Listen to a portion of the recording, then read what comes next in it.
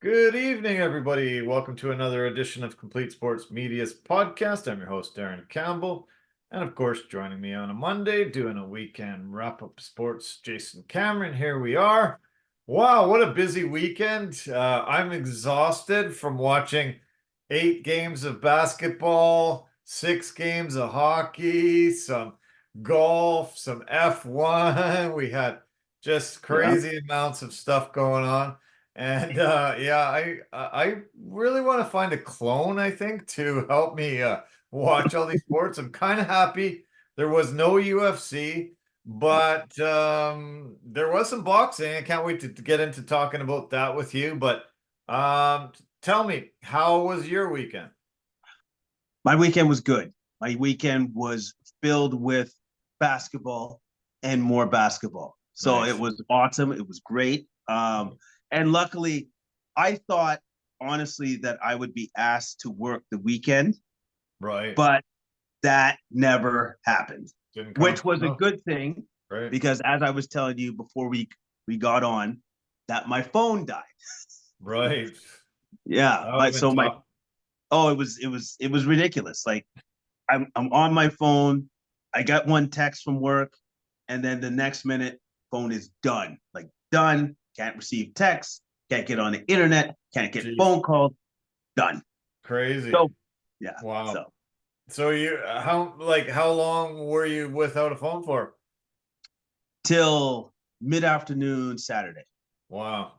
Yeah. And Wow. I'm gonna be honest. It kind of felt a little good Yeah. because because I was unplugged, and then I remember in my head I'm like, I should be actually okay with this because it's not a long time that I'm going to be unplugged for. Yeah. So it shouldn't be a big deal. At first, in my head, it was a huge deal. But then I'm like, no, it's not a big deal. I got a guy that I'm working with. His phone works. Yes, it's a flip phone and he's a dinosaur, but whatever. People can get a hold of us. And so I'm just like, it's not a big deal. And Yeah. so I intentionally stayed unplugged for a bit before I Nice. dealt with it like on Rogers and stuff. So because I'm like, you know what, it's fine. And like if it's a couple of days and people trying to get a hold of you, then that's scary because then people are Yeah. wondering what happened to you. But otherwise, a day like a day, not a big deal. Not a Yeah. big deal. Well, it's good it happened on Friday. It's good it That happened probably later on Friday, so you didn't have to be yeah, worrying about text that you need for yeah, work. yeah, Because that's how I'm getting tons of texts and things through the day myself, and it would be yeah, pretty tough without a phone to make it work, I'm sure, for our jobs. yes, But when it comes to the weekend, I definitely put my phone away a lot of the times and just chill and keep away from it. And especially, weekends like this where the NHL playoffs start, the yeah, NBA playoffs all start on the same weekend. And I'm just like, all right, I got a lot of sports watching to do. And so yes. the phone can go away and I'll check it in a few hours. And um, this city was pretty electric. First time we had playoff hockey here locally in 9 years. I was able to get tickets, as I mentioned, over the last few podcasts. In case you haven't tuned in, I'm wearing the jersey I wore last night at the game, and wow, what a atmosphere! This city really, really, really loves its hockey. And there's nothing that people get more excited for in this city than the Canucks doing great. Um, it was it was probably one of the coolest events I've ever been to, and I could just tell that people were so starved for a game. The crowd roar was deafening. The electricity in there, the people waving towels, the videos they showed on the big screen. Um, I heard a lot of players say they got goosebumps soon as they went into the arena, heard the roar, saw the crowd. I got goosebumps. I was like, wow, this is amazing. And it was very cool to be there. And yeah, it's unbelievable how something you miss for that length of time can really just energize you and make you just feel so happy to be there. Yeah, yeah, for sure. And I want to say that energy from the crowd definitely transferred to the team from what I saw from the Yeah, highlights and yeah, how hard the team played. Like they played with a certain passion, my friend, and yeah. you could tell that they wanted this as much as the fans wanted it. Yeah, they sure did. Yeah, that's this team.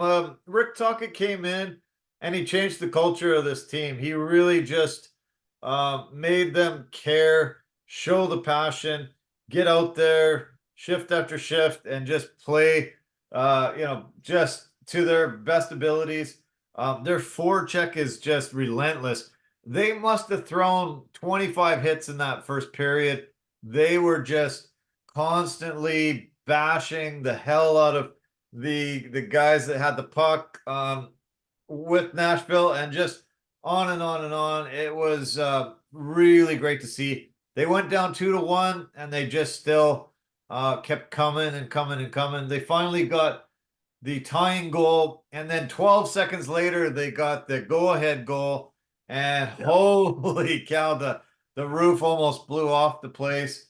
We were just actually sitting back down, and then they scored again, and then you're back up.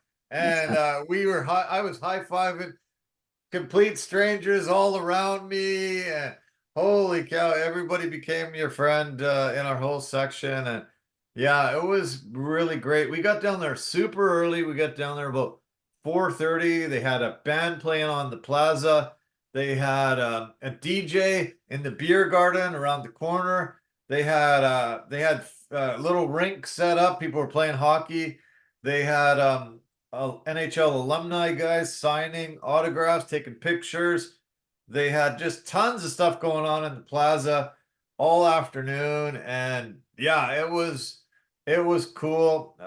This city just embraces the Canucks, and when they're doing well, it just is not like nothing else. And yeah, I'm just so happy. I was just so happy to be there and texting friends saying, "Oh my God, are you excited?" Everybody was excited watching it from wherever they were, and yeah, we're really happy we got to go. And yeah, and we're going tomorrow night too. Game two happens tomorrow night, and wow, let's hope the Canucks can keep this up and head to Nashville up 2-0. Well, first off, I must commend you, my friend, because I seem to recall at least how expensive tickets can be for playoffs. So, hey, that's awesome. That is fantastic that you could pull that off. And also, too, what's even better is that the Canucks are gifting you with something wins. Yeah, They're gifting you exactly. wins. Yeah, So you're yeah. spending your hard earned money and they're gifting you wins. That's all we've ever wanted from the Canucks. That's That's it. it. That's Just it. give us some wins. That's Yeah. it. That's all we need. Yeah. That's Just all we need. simple. Just give us wins. That's all we need.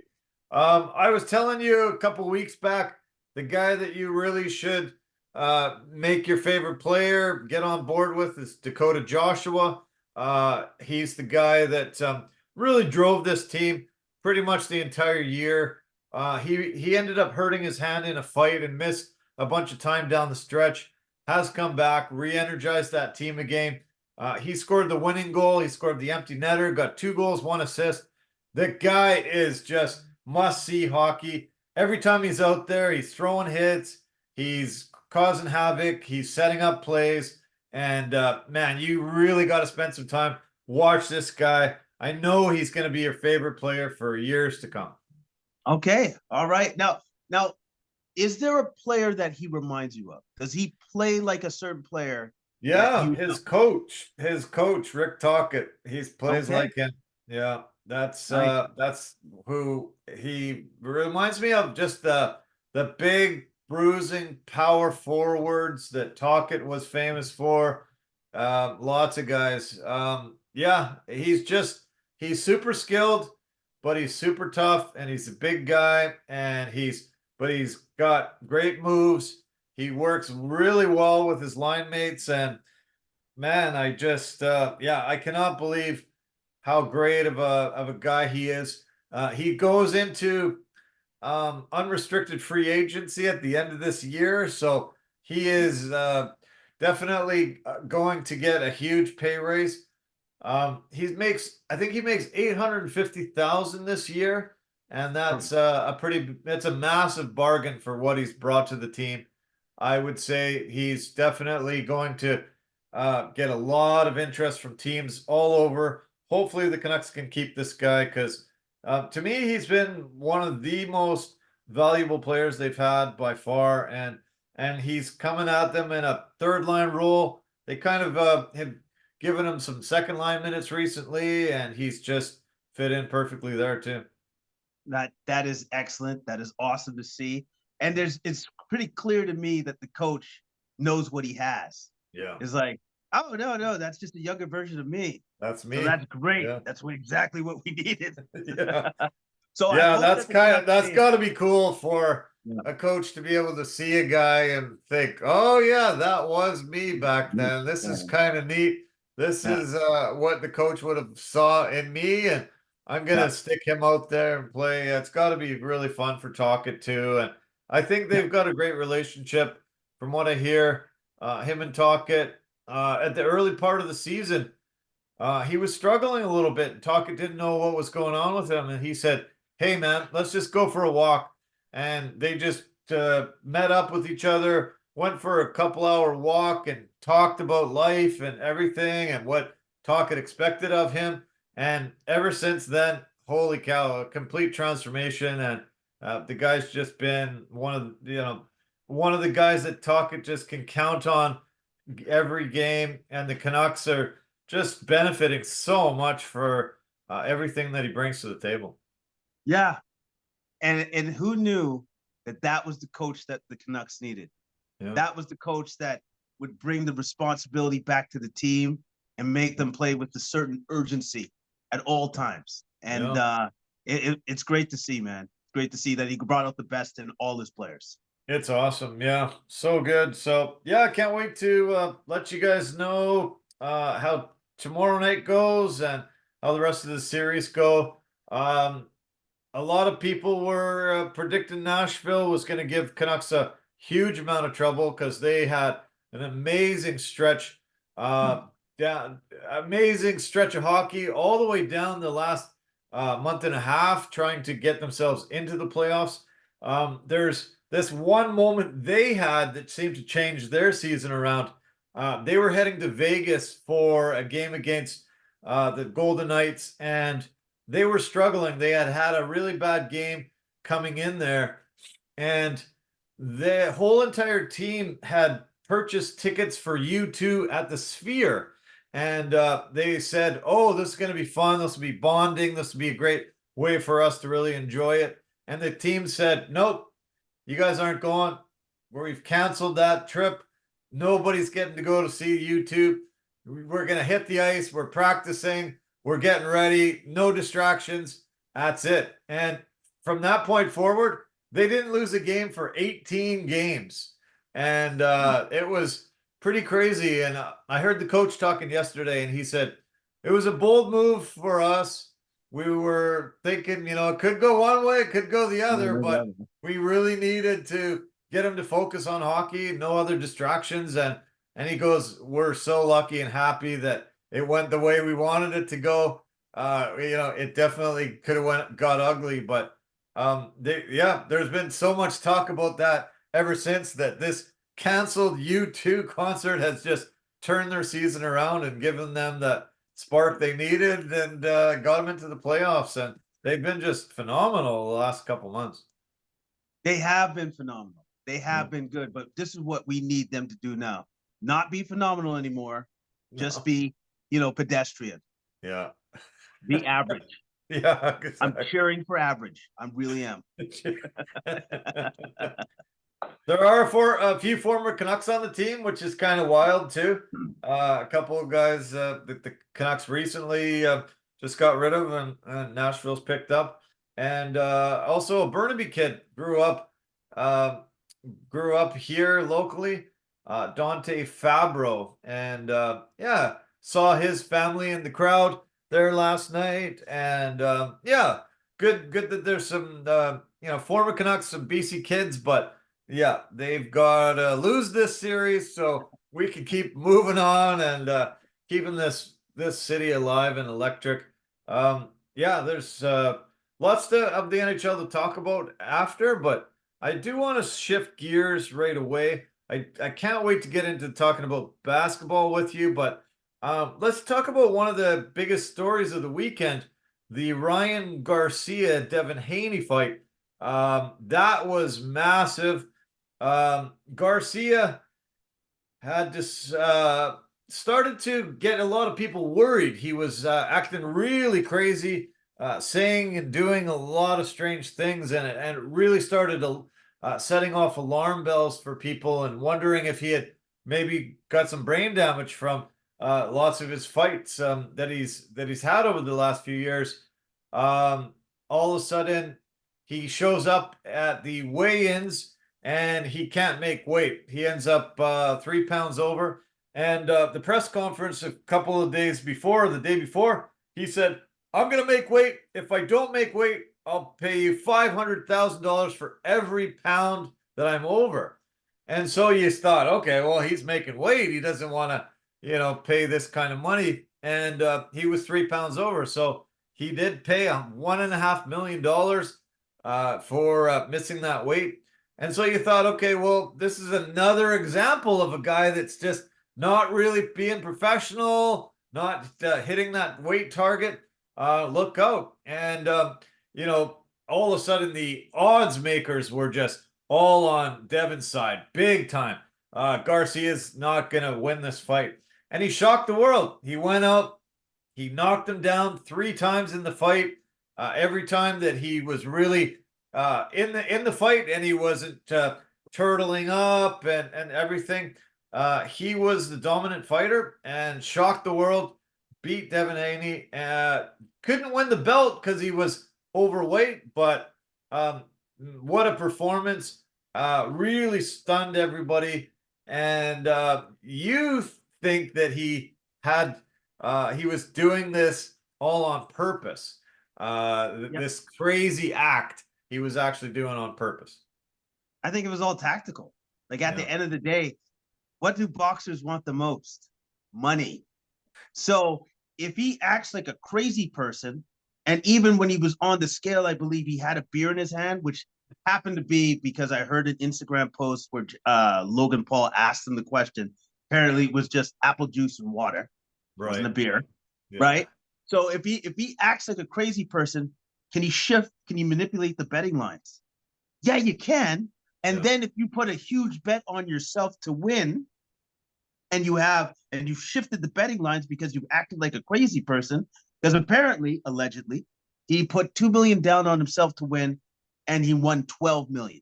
Wow, crazy! Wow, that's So insane, unbelievable.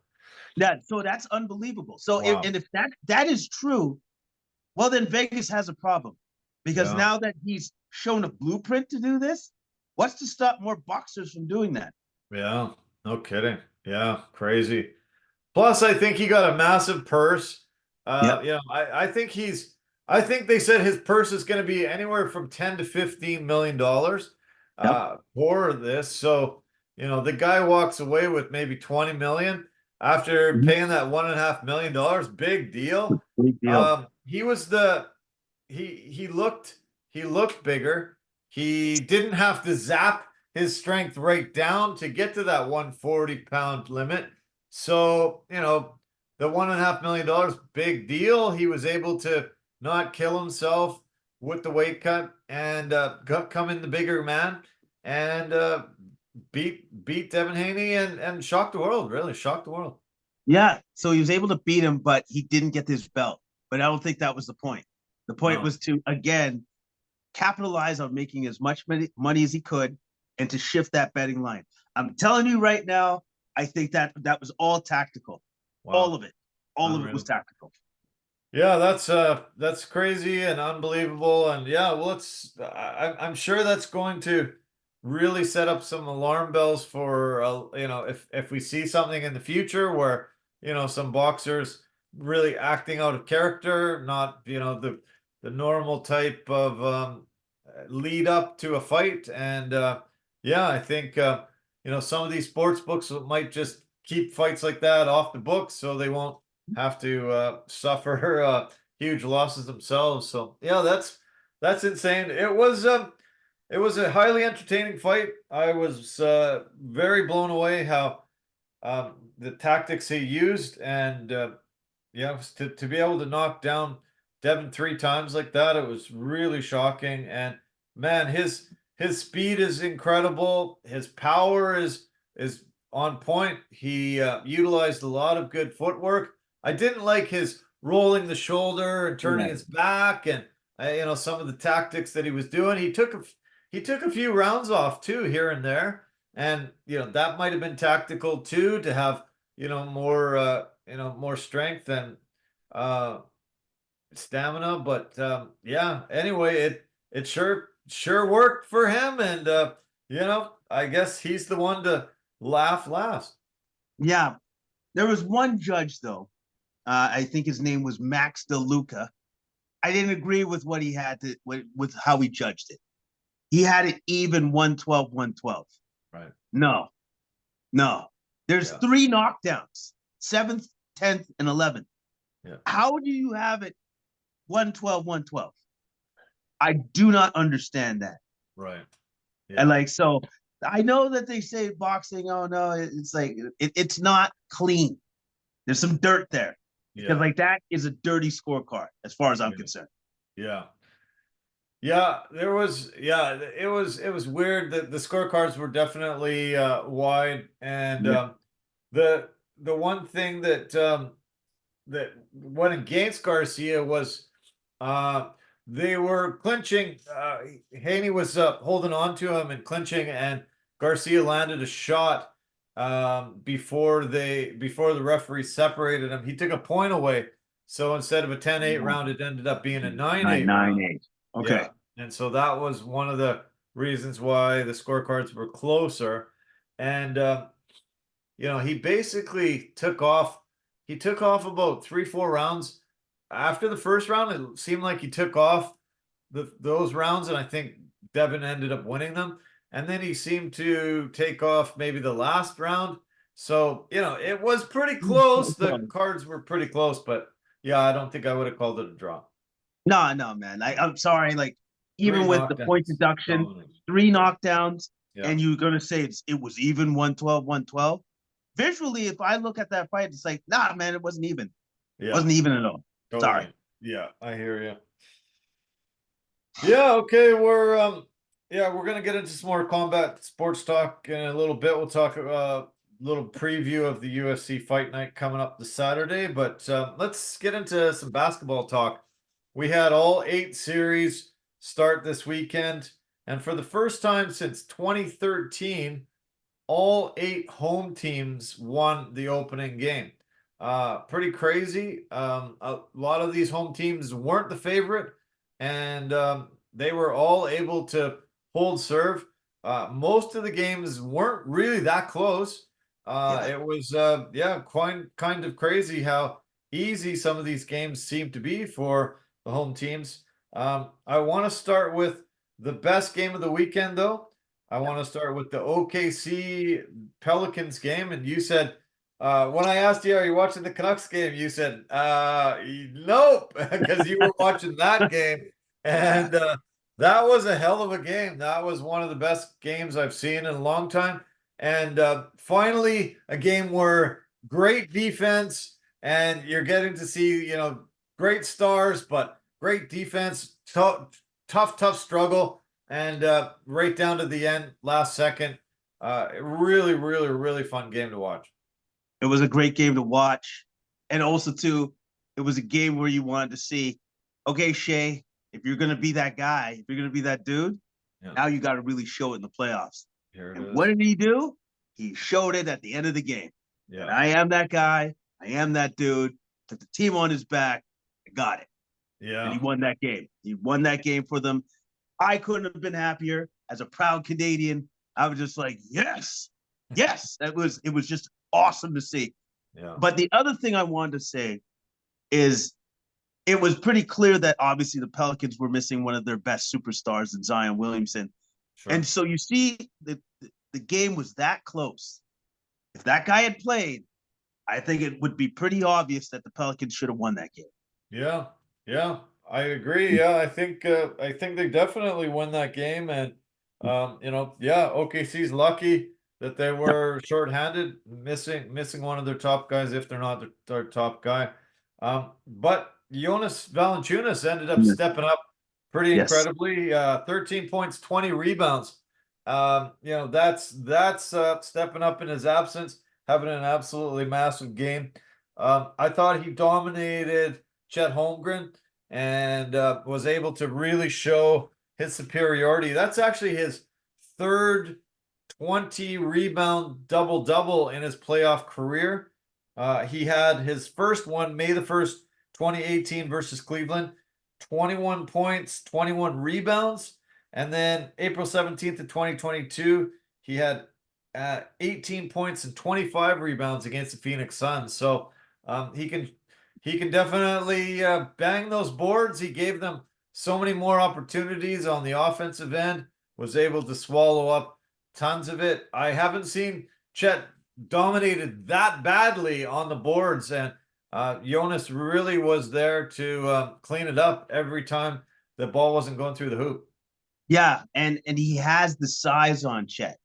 He Yeah. has the size and he used it to his advantage. Like there was many times where Jonas would grab the rebound and he's such a big man that there's nothing any of those guys could do because they're No. all smaller than him. So Yeah. he'd have the ball palm and just keep people at bay until he found somebody to fling it out. Right. So Yeah. it was pretty obvious that he definitely has a size advantage down there. But to Chet's credit, he did have 5 blocks in that game. Yeah, that's true. Yeah. Yeah, he did. He had 15 points, 11 rebounds, and 5 blocks. So great numbers, definitely for nearly anybody. But yeah, I saw Valanciunas dominating on the inside there. CJ McCollum had a chance to win this game. Yeah. A little bit too little time to get a really good shot off, and I think the play call didn't really work. Brandon Ingram was struggling in the game, and I think maybe if he wasn't, maybe he takes that shot. Yeah. Maybe CJ wishes that he had a few more seconds, got an opportunity to get a better shot off, but it just definitely didn't work out. Yeah, I know. He did the pump fake and he tried to go duck under. It was a shot that he could make, though. Yeah. It was actually a makeable shot. It's just unfortunate that he missed. And it was great that the Thunder were able to get away with a win on that for that particular game because again, Pelicans are missing Zion. And do we even have like a timetable on when he's coming back? No, sounds Oh like no. no. From what I've heard, it sounds like he's out for the first Oh, round at minimum. So yeah, pretty ouch. crazy. Yeah. Pretty crazy that yeah, he gets hurt in the play-in, and that's it, out for the first round, and that might just knock them right out of the playoffs. So he looked fantastic in that play-in game, Yeah. and you Yes, he thought, did. wow, okay, this is their year, and here they go. And then to be knocked out that quick. Brandon Ingram looked fantastic in that play-in game as well, and then he just struggled. I think really good defense on him. He's one of those guys like a Kevin Durant that to me is just able to hit those mid-range shots, hit a lot of great shots with his athletic skill, and yeah, I was really surprised that OKC was able to shut him down this much. Yeah, yeah. They played their defense was keyed in on Brandon Ingram to make Yeah, sure that he did beat them, and he definitely did not. The guy that actually stepped up for the Pelicans was Trey Murphy. He yeah. hit a ton of threes. He had 21 points, 4 rebounds, 2 assists.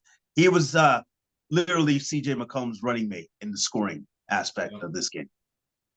Are you surprised that the number one seed struggled so mightily to beat the number 8 seed? Do you think did you think OKC was gonna be able to, dominate this team, or did you think it would be this close? I thought it would be close Yeah. because it's the first time that OKC's really been in this situation with this young of a team. So yeah, they're still trying to figure it out. But I think if you got a guy like Shea, you can definitely figure it out on the fly. And Yeah. he showed that he was terrific. He was fantastic. He had 28 points, 6 rebounds, 4 assists. He was the key to them getting that win. Yeah. Game two goes Wednesday. Should be fun to watch. I really think this series is going to be best series out of the bunch, and it should be one of those fantastic ones. I really like Jalen Williams' game. He played terrific. I think there's a lot of guys to like on OKC. There was a lot of talk about the Lakers when they were playing that play-in game against New Orleans that they should purposely lose and try to end up facing OKC instead of Denver. By winning that play-in game, they end up facing Denver instead of OKC, because a lot of people are surprised that OKC is already up there as the number one seed and with little or no playoff experience on the whole roster. I think a lot of people thought ripe for the picking right now before they get that experience, they get that, start getting the veteran savviness. And maybe, I don't know, do you think the Lakers really messed up by winning that play-in game against New Orleans, getting New Orleans into eighth, and Lakers now seventh, having to play Denver? I think the Lakers wanted to take the challenge of trying to knock off the Nuggets. Okay. I honestly do. I think they looked at it and they said, we could do it that way, but we're not going to do it that way. We're not going to do it that way. We're going to, because to a certain extent, the Lakers played the Nuggets the best last year out of all the teams. Right. So I think the Lakers Even in a sweep, even in a sweep. even in the sweep, because every game was close or down to the wire. Right. So I think they look at that and they think to themselves, you know what? If things had fallen this way or that way, that series could have easily gone to 6 or 7 games. It could have. Yeah. So I think they feel comfortable with what they have to throw at Denver, which is they have size to try to battle Jokic to the best of their ability, but it's really hard to stop that guy. It's really hard to stop that guy. So I think they felt comfortable going up against the Nuggets, and they didn't get it done, obviously, in this first game, but I think they still feel comfortable going up against them. Okay. Well, let's talk about that game. Denver ends up winning 114-103. Jokic leading the way as always, 32 points, 12 rebounds, 7 assists. Jamal Murray had 22 points and 10 assists. Porter had 19. And, they utilized, quite a bit of their strengths, the, depth scoring. I thought the Lakers, AD had a really great game. So did LeBron, but then it just dropped off. D'Angelo Russell, I think 6 for 20, 1 for 9 from three. I believe those were his numbers. Austin Reeves didn't shoot the ball well. Nobody stepped up and helped AD and LeBron in this game at all offensively. And that was the problem in the game.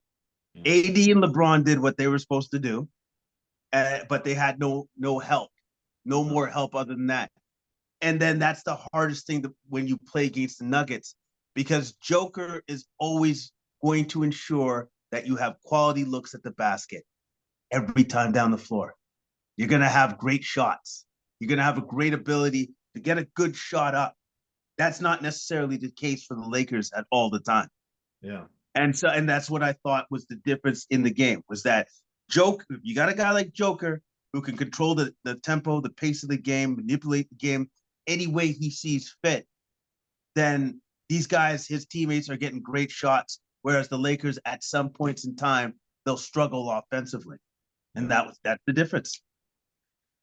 There was times in this game Mhm. that I saw LeBron either look super tired or disinterested or pouting maybe. Um, I feel like there was times where he just was not giving his all. I saw him get outrun down the floor by Jokic, which Jokic could be in a race with every person in the NBA and maybe lose the race. And I just saw some times where LeBron just didn't seem into it or super tired. And it's weird to be super tired game one of the playoffs. So I can only really chalk it down to disinterest or being just upset that nobody else was helping. Come on, I'm giving you a chance. Here, D'Angelo, here you go. And kept missing. And LeBron was just finally like, okay, F this. We've lost this one, but I don't remember seeing that in LeBron for a while, for many years. I think it's frustrating to him knowing that he can't just put the team on his back and carry them like he would. Yeah. Because a prime or a younger LeBron would just be like, okay, that's fine. Then you suck, and I'll just do everything. I'll just do everything, right? And Right. that's what he would do. That's normally what LeBron would do. But he can't do that anymore. And I think it's extremely frustrating for him when he looks at his teammates and saying, "Are you giving as much as you could? Are you playing the game the right way?" Like, because Right. the other thing that you have to remember is he's so cerebral. He's so smart Yeah. that if he looks at you and he thinks to himself, well, defensively, you were in the wrong spot, or you should have made that cut there offensively, because that's what he would have done. Right. But unfortunately for some of his teammates, they're just not there. They're not there at that intelligence level when it comes to the basketball IQ. Right. They're just not there. Just not there. Yeah. Yeah. Well, he better, not get so frustrated and figure out because, yeah, Denver's gonna make short work of them again. If he does, that's 9 wins in a row, Denver over LA, and yeah, it's not gonna get any easier. Um, the one thing that I did notice was when Anthony Davis was defending the Jokic struggled a little bit. He struggled way worse than when Rui Hachimura was defending him. When Rui was defending him, I think he was 8 for 9 from the field. I think he was only 3 for 8 in the opportunities with AD. And yeah, I think they decided Rui was going to be the guy, but I think AD has to really take that on and try to be the main defender against Jokic. Yeah, I think so too. But the problem is he can't get fouls. Like he Yeah. has to stay disciplined and stay on the ground against Jokic. And Jokic is a hard guy to do all of that with this various fakes and everything else that he throws at you. So he has to try to stay as disciplined as he possibly can and not get into foul trouble. Because if Jokic puts him into foul trouble, then that messes up the whole Lakers attack. Yeah. Period. Okay, I mentioned Jokic. I mentioned Murray. I also mentioned Porter, who had 19 points, 8 rebounds. Michael Porter Jr. has had uh, one of the worst months that any human being would have to have with his siblings. His one of his younger brothers um, is heading to prison for a 6-year prison sentence. Just got sentenced for a vehicular manslaughter. He was charged a couple of years ago. It went through court finally, and now he's heading off to prison. His other younger brother was just implicated in a gambling scandal in the NBA and has been banned for life from the NBA. And those have to be distractions. That's got to be tough to have two of your younger brothers go through these horrible situations. And yeah, I don't wish this on anybody. And it's amazing that he was able to be there and have such a good game and put those distractions behind him. Yeah, it's actually quite amazing. It's amazing that he actually had such a very good, solid game Yeah. for the Nuggets, because all of that stuff that will affect you, regardless of how much you try to compartmentalize. Yeah. But the fact that I think he's actually even said in an interview, I am there for my brothers. These are my brothers within this arena, within these walls. I'm paraphrasing, but for the most part, he's really leaning in on his teammates, and his teammates got him.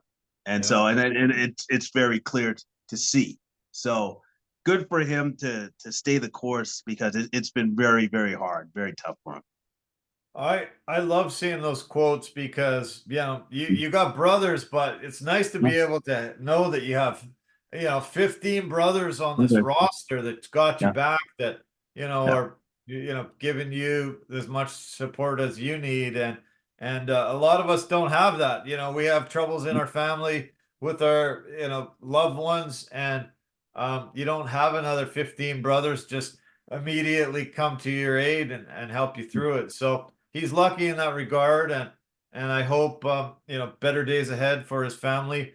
That Jonte Porter story is brutal. Like I just can't even fathom what he was thinking, and how this came about, to throw away a promising NBA career over really what it amounts to not very much money. And the gambling just keeps coming up in these podcasts because so many crazy, weird things are happening. This Ryan Garcia story is brutal, but this Jonte Porter story is horrible. A guy has thrown away a potential NBA career and banned for life over making a couple of very unwise moves with somebody.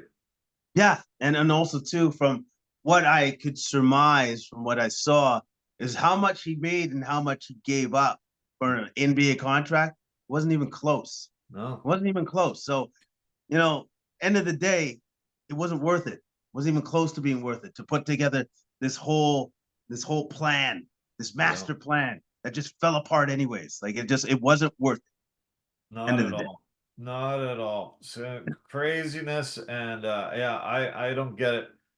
Yeah. Game two is playing right now. They're at halftime, and the Lakers are up by 15, 59-44. So Lakers have been able to have a good game plan so far. Been able to get up by 15 at half. AD is leading the way with 24 points. D'Lo has 18, and LeBron has 10 points, 7 assists, and 5 rebounds. Um, they've been able to shut down Jokic pretty good. Only 12 points, but he also has 12 boards. Michael Porter has 14 points, and nobody else is doing much for Denver. So we'll see how that second half plays out. But Lakers might be in for tying the series up. Yeah, and again, I'm not surprised to hear that, because they play the Nuggets tough. So Yeah. I don't know if they're going to be able to hold on though, because Joker's still Joker. So yeah. Yeah, exactly. Yeah, exactly. Okay, so we've touched on number 1 seed OKC, number 2 seed Denver. Let's go for number 3 seed, the Minnesota Timberwolves. They're playing the number 6 seed Phoenix Suns, and the Wolves were howling. They were able to crush the Suns. 25-point victory on the weekend, 120-95. And Ant-Man was a beast. This Yes. guy was a beast, and he was sticking it in the face of his GOAT hero, Kevin Durant. And KD all he could do was just smile, like, oh my God, what is he doing here? And it was pretty amazing to see those two going back and forth at each other, and Ant-Man getting the best of KD. Not too many people in the world could ever say that. No, not at all. And the fact that Anthony Edwards took over in the second half. He was just like, yeah, this is my time now. Yeah. I'm taking over. Yeah. And that you could see it. You could see it happen. Yeah. And the fact that he was so hyped, he was calling out Durant, said, you can't guard me. and a couple other things that I can't say on the podcast.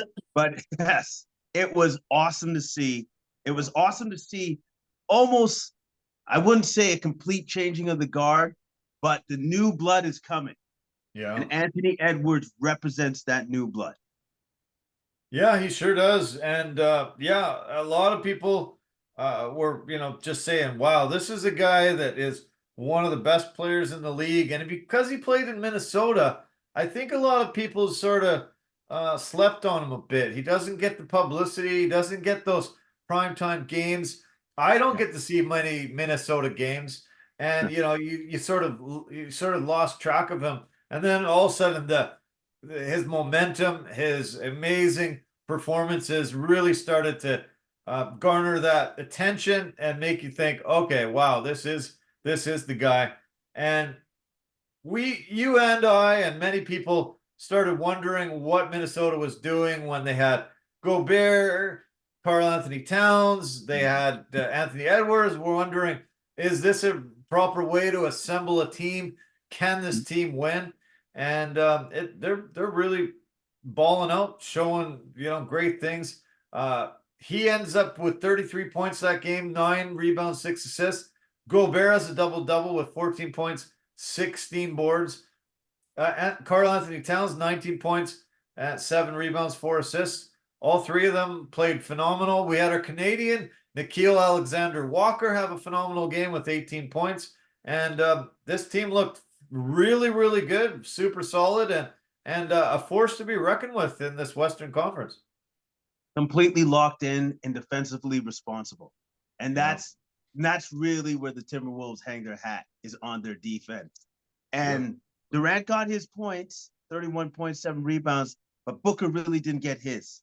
They kept No. him to 18 points and 5 assists. And then everybody else didn't do anything. You had Bradley Beal with 15 points, but who cares? So they did their job. Yeah. And that's the problem the Suns are going to keep having time and time again playing this team, is that defense. That defense is stifling. Yeah. I never really loved the move DeAndre Ayton for Yusuf Nurkic, and this game really showed Nurkic getting schooled. He had a horrible game, I thought. And yeah, I don't know what they're gonna do, how they're gonna change it up, but he got really dominated super badly by all the bigs, and I don't know if he's gonna be able to recover. I think that's going to be a reoccurring theme throughout the course of this series. I think he's going to be dominated thoroughly almost every other game, because where is he better than any of those other two guys? Is he better offensively than Karl Anthony Towns? No. Is he better defensively than Rudy Gobert? No. All right. Yeah. I don't know. So he's just a big body that's out there to maybe get fouls. Awesome. Great stuff. Yeah. Yeah, I think they're gonna have to play some small ball Yeah. somehow. I don't know what they're gonna do, but I think this is, starting to be a mismatch big time. And if Booker doesn't have a huge game, all three of Phoenix's top guys all score in the 20s and 30s. I think this could be a very short series. Yeah. And I think the big three have to do that. They have to do that to get past the Timberwolves, or else they're not getting past the Timberwolves, period. Game 2 goes Tuesday, 4:30 Pacific, 7:30 Eastern time. So we'll see if Phoenix can figure out a game plan and come back at them. Maybe Bull is the guy that they got to put in the middle there. Maybe he'll be the guy to turn this thing around a little bit. Okay, the last series in the Western Conference we haven't talked about. The number 4 seed LA Clippers against the number 5 seed Dallas. And I predicted Dallas was going to take this, and I thought quite easily, quite handily, especially with Kawhi Leonard on the shelf. I thought, Dallas is going to be able to really dominate and push these old men around.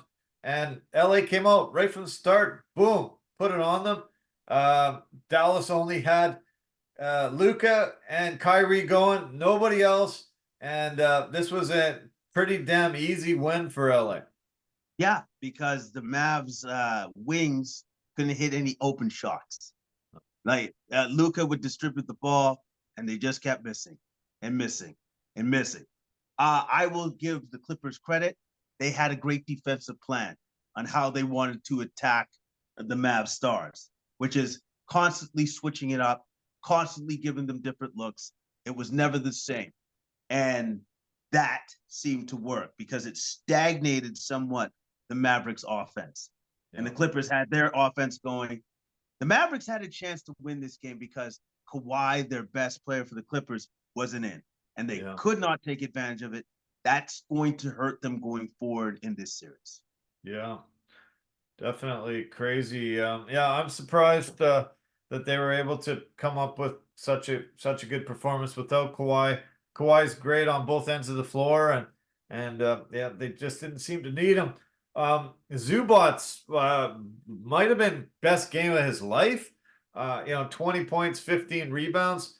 Really incredible performance by him. I was very impressed, and not often I'm very impressed by him. So I don't know how he did it, but if they can keep getting performances like that from him, that's gonna help them win the series.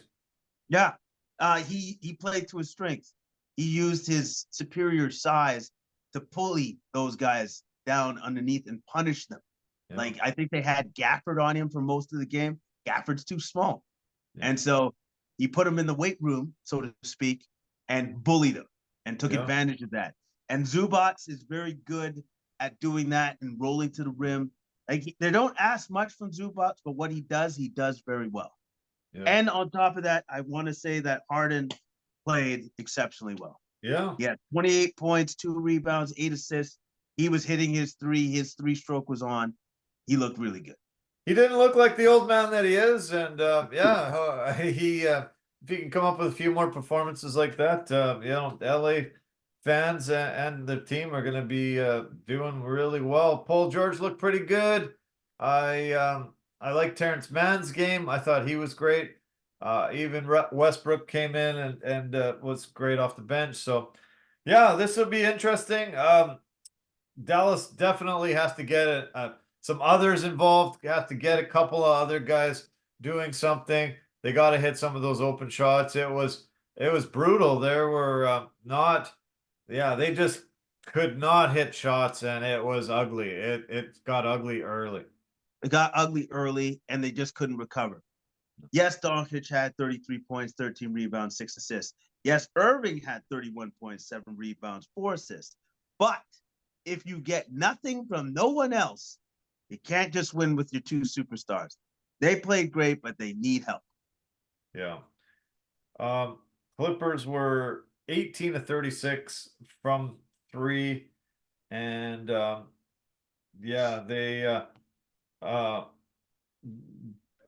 Dallas ended up getting to the line a lot, but that other than that, not much else. So, okay, let's turn to the East. We'll start at game number 1 seed. We had Boston able to welcome in Miami again. These teams ended up having a battle last year, and Boston might have been a little bit nervous, but when you hear Jimmy Butler's out, I think, okay, well, this should be easy. And they raced out to a 17-2 lead. They dominated early and often.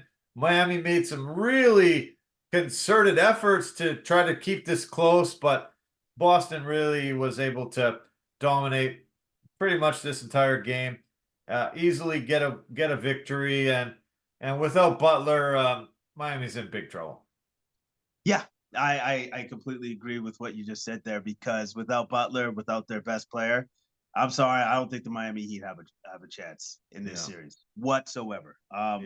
Because the Celtics shooting is just that good. Their outside shooting is that good, and they were on fire. And the fact that everybody can score on that team, like who do you want to stop? Because it's like, oh, okay, we'll shut down Tatum. Then the Porzingis is going to have a big game. Oh, then we'll go for Brown. And then Tatum's going to have a good game. Okay, so Tatum has 23 points, 10 rebounds, 10 assists, has a triple-double. Brown has 17 points, 8 rebounds. Porzingis has 18 points, 4 rebounds. Sorry, forgot about a guy. Derek White, 20 points, 2 rebounds, 4 assists. Who do you want to stop? Yeah. There, you can't stop everybody, and that's exactly what the Celtics bring to the table. We have everybody. You can't stop us all. We're probably going to sweep you. That's what I predict. I think it's going to be sweep. And even they had Sam Hauser out there in the corners. Boom, 4 threes in a row. Bam, just it was just like, oh man, they're coming in waves from all different directions. There's nothing we can do, and Miami was in big trouble throughout this game. I love the rookie Jaime Jaquez Jr. Yep. Love his game. I think this guy's going to be a solid long-term NBA player. I love his confidence at such a young age and his ability to get to the hoop, get to his spots. There's just so much about his game that I love, and Heat fans, if he stays there, he's going to be one of those most popular guys there forever. I think so too, and I might even take it a step further. I think eventually he'll be an all-star. I think he is going to be that good. He just needs time. He just needs time to grow. Tyler Hero seemed to struggle. Don't know why. Caleb Martin really is not the same guy that he was last year. DeLon Wright, I looked up. He was drafted by the Raptors, and he's bounced around. I think this is now his 7th team in the NBA. I don't know. He just seems to get passed around. Had a good game with 17 points and was really very valuable off the bench. Bam had a good game, but without Jimmy Butler, this team is in big trouble, and this definitely could be a sweep. Game 2 is Wednesday, 4:00 start here. Game 3 is Saturday. That's a 3:00 start here on the Pacific time zone. So, I don't know. Have you heard the timeline for Jimmy coming back? I kind of heard also missing the first round. First round. Yeah, he's not going to be around for the first round. And there's still a question mark about even the second round because the injury was pretty bad. Brutal. Yeah. That's tough. Yeah. Okay. Let's talk about the number 2 seed on the Eastern side, New York Knicks. They got a tidy little 111-104 win over Philly in game 1. This was one of those back and forth games. Most games weren't close this weekend other than an OKC New Orleans game. This game was fairly close and definitely had some back and forth. It was a tale of quarters. We had Philly winning the first quarter 34-25, then the Knicks winning the second quarter 33-12. Then Philly got the third quarter 36-21, and then the New York outscored them by 10, 32-22 in the fourth. So it definitely just went back and forth. Embiid is definitely not at 100%, and that's harming Philly big time. He just really seems only about maybe 70, 80%, if that. And that's got to be hard for this team if he can't be 100% healthy in this series at all. Yeah, because it seems like he doesn't trust his knee. He doesn't trust the surgically repaired knee. It's pretty obvious, especially when he went down, and it looked like, oh, the knee's done. Like he looked like he was going to be gone for the game in the series just that early. Yeah, bam. Yeah. So, but even with the fact that, let's say he's kind of playing on one leg, he still had 29 points and 8 rebounds and 6 assists. I look at that stat line, I'm like, and you're not even close to 100%, and you still did that. Yeah. So that in itself is amazing. And Maxey was fantastic too. 33 points, 2 rebounds, 4 assists. And then Kyle Lowry. We had a Lowry sighting. Yeah. 2 points coming out of nowhere. Love it. So the Sixers gave themselves a chance, but it just wasn't enough. And it wasn't enough because of, I'm going to point to one player for the Knicks that I think is going to be their wild card going forward because Randall's not around. Josh Hart. No, that's Nope. McBride. Oh, Deuce. Yeah, Yeah, that Deuce was McBride. Be- yeah. Loved what because he brought. That was awesome. he's been fantastic, and he's been fantastic down the stretch of the regular season. He Yeah. has really stepped up his game. I'm telling you right now, he's going to be the Knicks wild card to winning this series. Yeah. Yeah. Yeah. Good call. Good call. The one cool thing about the Knicks this year is they've got the three Villanova guys Yep. together, and seeing how well they started to trust each other, work off each other. Jalen Brunson, Josh Hart, and Dante DiVincenzo all played for Villanova in their college careers. I remember hearing something early on, but I just read a fantastic story today about how much Dante and Josh Hart hated each other. Dante just hated Josh Hart when they played together, and there was a big battle. There was a fight they actually had in the weight room. Did you hear? Did Yeah, you hear that story? I heard that story, and it was a Yeah. great story. Fantastic Yeah. story. Unreal, yeah. Well, they said Josh was quite the a-hole, and he did not treat the young players very well. He was full of himself, and he'd already won a championship when they got there, and he didn't treat the guys well. They hated him, but they've been able to put the past in the past and all come together and play very cohesively. Josh Hart, to me, was the MVP of this game. He had phenomenal scoring, uh, 13 boards, 22 points, and was fantastic defensively as well. And to me, he definitely was one of the biggest catalysts why they got this win. Yeah, he was one of the biggest catalysts for sure because Jalen Brunson actually didn't have it really rolling offensively. Yeah. Like he struggled from the field. He did finish with 22 points, but he took a lot of shots to get those 22 points. So Yeah. Hart, McBride, those two were integral to the Knicks win. I heard that Tyrese Maxey is actually questionable for game two. He has an illness, and they're not sure if he will be able to play in that game, and uh, that'll be a killer for Philly if he misses.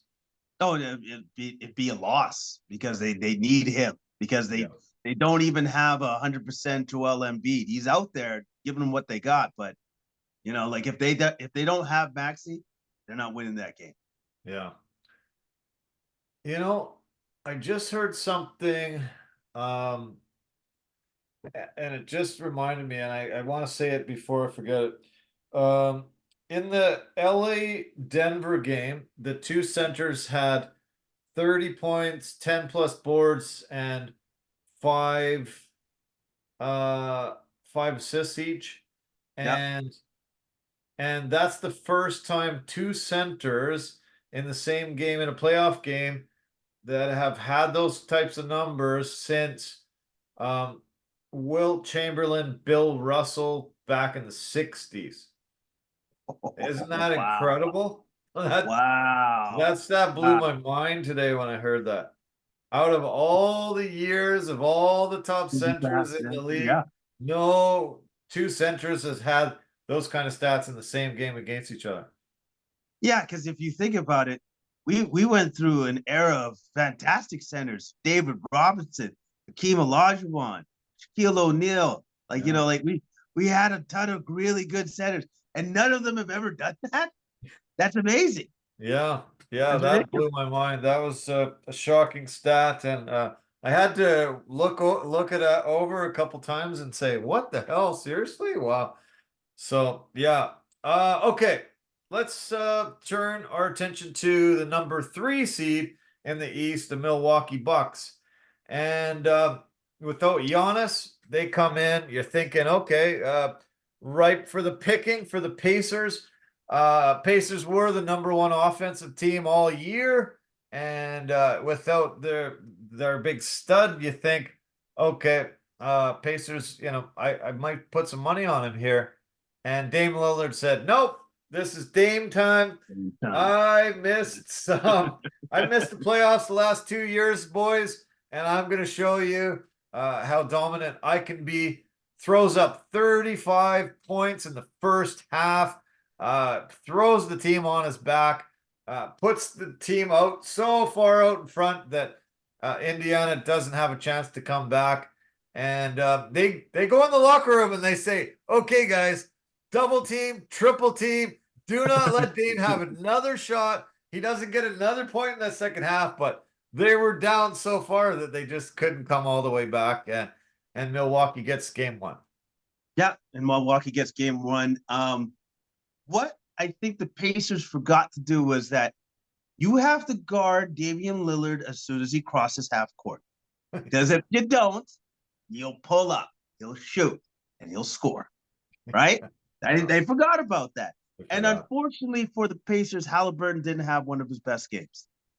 Like Halliburton needs to play. He had one of his worst games, not just one of his best games. He had a pretty bad game, I thought. Yeah, no. That's what I meant to say. He had one of his worst games. Yeah. He needs to play a lot better than what he did to offset Damian Lillard. Yeah. That's what he needs to do. That's his job. Because if he doesn't do that, they're going to get hammered. Yeah. Every game. Big time. I will say this, though. There was one Pacers that showed up. He played very well, which was the former Toronto Raptor, Pascal Siakam. Yeah. Had 26 points and 13 rebounds. He played very well. No, 36 points, wasn't it? 36 points. 36 points. Yeah, that was his career high, actually, in the playoffs. And I was a little surprised when I heard that, too, because he was on that run with Toronto when they won that championship. And I thought he had a couple of high 30-point games there, but 36 points, 13 boards, best playoff game that Pascal's ever had. And he really was able to step up in Tyrese's absence, but not enough to overcome. They were down 69-42 at halftime. This was only actually the second game all year they were held under 100 points. This was their lowest scoring game of the season.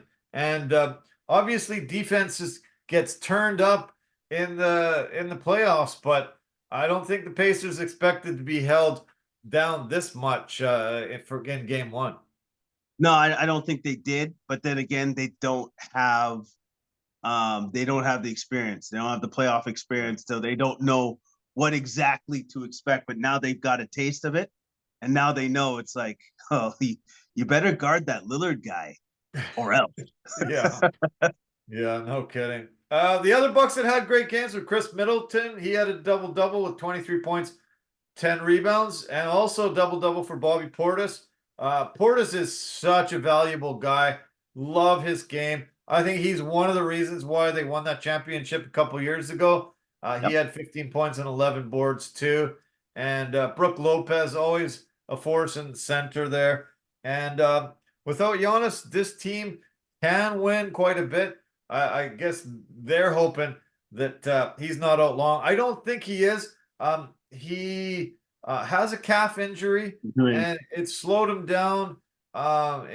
He missed a couple of games at the end of the season, though, but I don't think this is going to be very long term. I think they said the projection was, but when he was out at that time, 2 to 4 weeks, because since it's a calf injury, it's a tricky injury, because a calf injury could lead to an Achilles injury, which you definitely do not want. Right. So they have to be somewhat judicious in how they bring him back, or they restrict his minutes or whatever. But he might not be back for the second game, but I think Giannis should be back for the third. Yeah.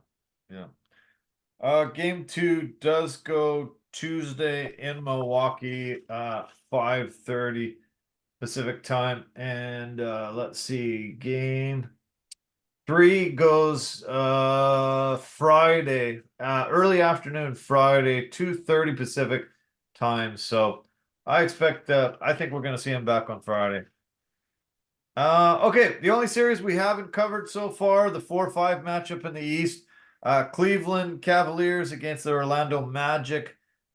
Cleveland won this one, a low-scoring game as well, 97-83. Donovan Mitchell was pretty dominant with 30 points. Jared Allen and Evan Mobley both had great games. Jared had 16 points, 18 boards, and Mobley 16 points, 11 rebounds. And they had great defense. I was very impressed. They out rebounded them. Definitely outscored them big time points in the paint. And I kind of expected this. Orlando's this young team, up and coming, doesn't have that playoff experience. And I figured that Cleveland, with their two bigs in the center, the guards with Garland and Mitchell, I thought Cleveland would probably dominate this series and win this quite handily. We'll see what Orlando can bring them back in game two. But to me, this seems like a mismatch, in my opinion. I thought that the Magic would have a little bit more than what they showed in this first game. That's what I thought. But the Cavs definitely controlled this game almost from start to finish, and especially in the second half. Yeah. The Magic were never able to catch up or get back into the game really, or threaten. And their top player was Boncaro with 24 points and 7 rebounds. But the Cavs controlled the game pretty much from start to finish, and they're really going to have an uphill battle with the Cavs going forward. Yeah. I like the Wagner brothers for Orlando. I like Jalen Suggs. I think he brings a lot. I like the length of Jonathan Isaac. I think this team has a lot. I thought Joe Ingles would get a few 3-pointers and would be able to be a good outside shooter for them. There's a lot to like for Orlando, but I think they're just too young, and I don't think they're fitting all the pieces of the puzzle quite together quite yet. As I mentioned, Cleveland, I just love their two bigs, their two guards. I think those four together, if they can play as a cohesive unit, I think they could go far and really challenge a lot of teams, especially if they can stay healthy. Mitchell has had his issues staying healthy, but I think there's a lot to like with the Cavs. There is a lot to like, and also too, Mitchell has shown that he can be super explosive in the playoffs, and that he can definitely go off. So Mitchell has the capacity to lead this team. Yeah. So when do they play next? I had it up here, but let me just check. You got it? Thursday. Okay, yeah, Thursday. There they are. Yeah. Yeah, 4 o'clock Pacific.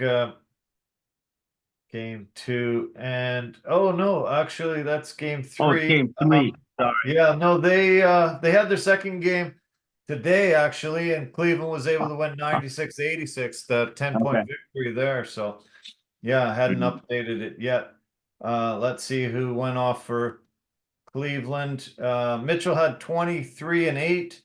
Jared Allen had 16 points, 20 rebounds, huge there. Yeah. And Mobley had another 17 and 7. And then Magic led a game by Bancaro, 21. Franz Wagner had 18 points, Gary Harris 14, and Moritz Wagner with 12. But 2-0. Cleveland's up. Game 3 goes Thursday. One NBA note before we turn to the NHL. JJ Redick is interviewing for your Charlotte Hornets head coaching job this week. What do you think? You and I talked about him being such a brilliant basketball mind, having that incredible podcast with LeBron James, and I guess some other people are paying attention to him, and he might get the opportunity to coach Charlotte. You know what? I guess that's good. Like, anything different would be good for that team because they're just not very good. So whatever he can bring would be excellent. Like, whatever kind of culture he can instill in those guys where they actually take the game seriously. Because sometimes I see LaMelo Ball on the bench and it just looks like he just sees it as a big joke. You know what I mean? So Yeah. if Not he fun. can change the culture there, that would be a big win for that organization. Yeah, be very huge. Yeah, that'd be great. Yeah, I hope he gets an opportunity if he wants it. That's great. It'll be fun. I like him. I really like him. I think he's a brilliant basketball mind, and I think he would help. It can't be worse. Can't be They, worse. they've Can't be had worse. some struggles there, so. Yeah. Okay, let's turn to the NHL. As I mentioned off the top, all 8 home teams in the NBA won their opening game ones.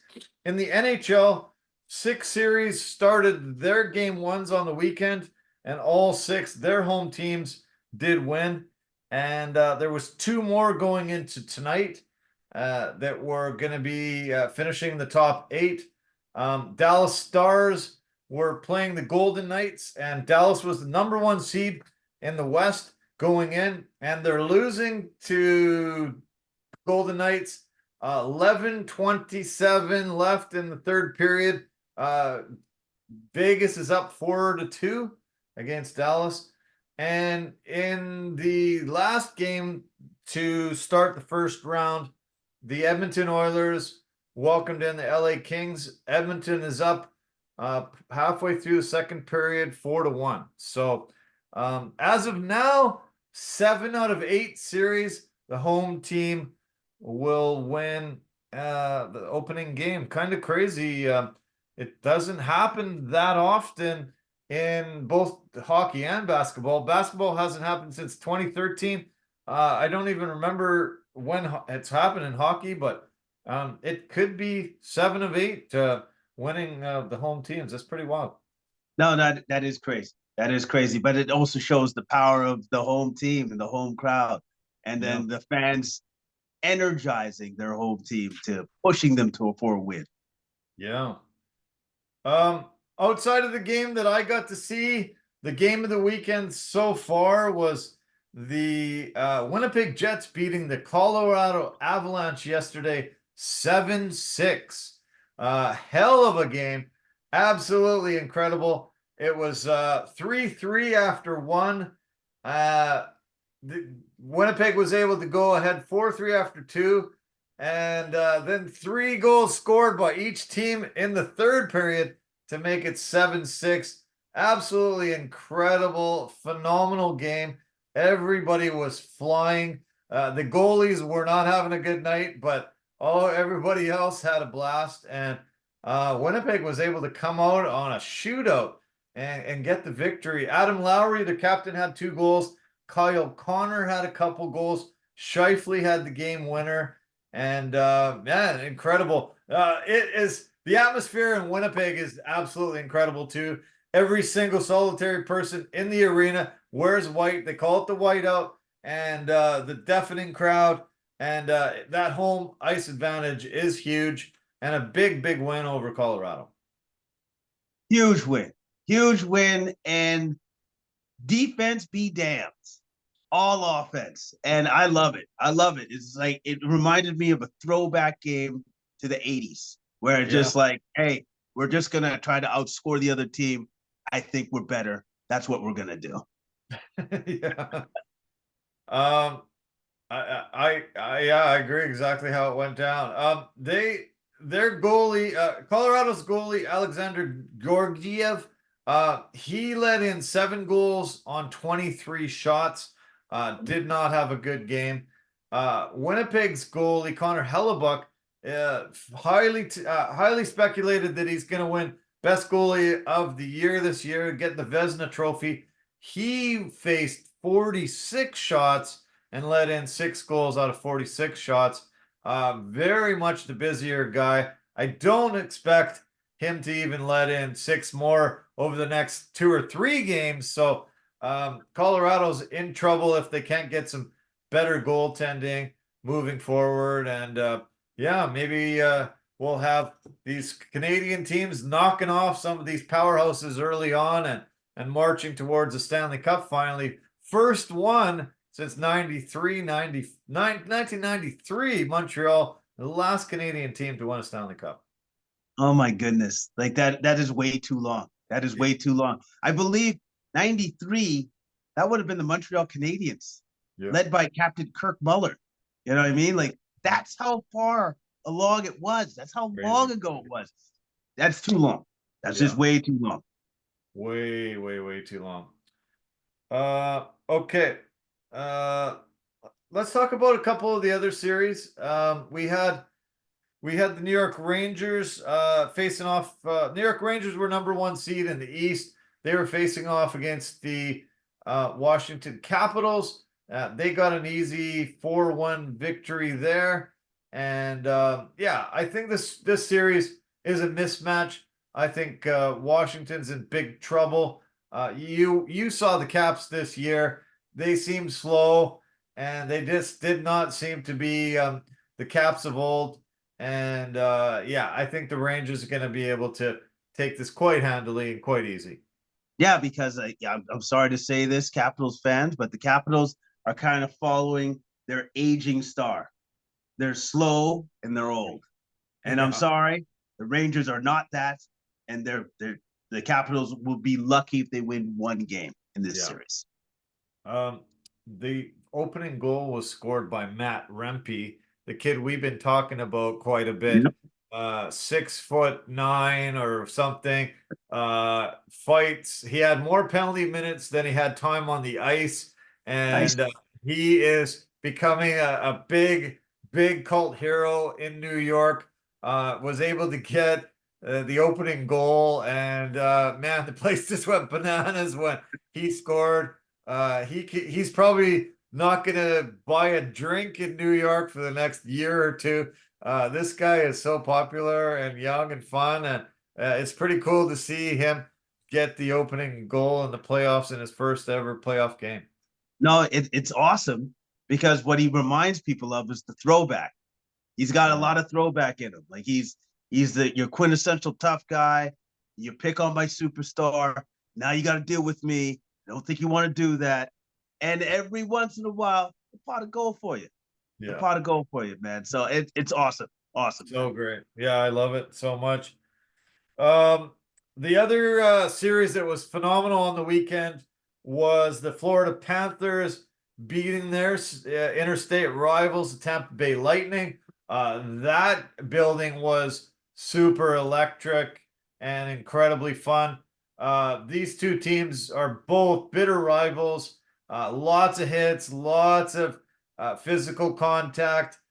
Steven Stamkos had a beautiful goal to keep the Lightning close, but Matthew Tkachuk, after last year throwing the team on his back and taking them all the way to the final, broke his sternum and couldn't get him over that finish line. This year, he's on another mission to try to get it. He had a great goal and an assist. And yeah, really looks like that guy again that can take this team far. This series is going to be a blast to watch. And Kachuk is worth the price of admission every single time. The Canucks did not draft him, could have had him, and he's going to just punish them forever and ever and ever for not taking him back then. Yeah, yeah. No, that's usually what great players do. They remember too. They hold that grudge. But I would say I'm going to agree with you on this. I think this is probably going to be the best series of round one to Yeah, watch. yeah. Okay. The Carolina Hurricanes look to have a big advantage over the New York Islanders. They won the opening game 3-1. They won tonight, game two, 5-3, lead the series 2-0. Islanders were up 3-0 in this game tonight and let the next 5 goals unanswered scored. Carolina scored 4 goals in the third period to take the 5-3 victory.